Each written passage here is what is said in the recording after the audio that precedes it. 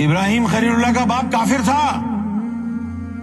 یہ وہ چیز ہے جس کے لیے اللہ تعالیٰ نے قرآن میں فرمایا کہ اللہ ہے جو موت سے زندگی کو نکالتا ہے.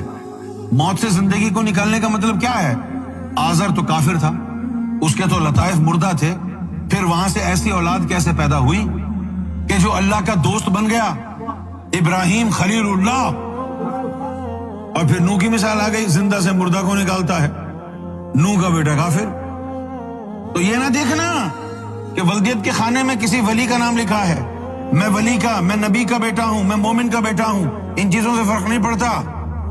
تو کون ہے؟ باپ کی بات نہیں کر، تیرا باپ کون ہے، تیری ماں کون ہے، تو کون ہے. ادھر حسب نسب چلتا نہیں، ادھر تو میزان ہے، ادھر سید قریشی کی کیا پرواہ جو تارک قرآن ہے. تو کون ہے؟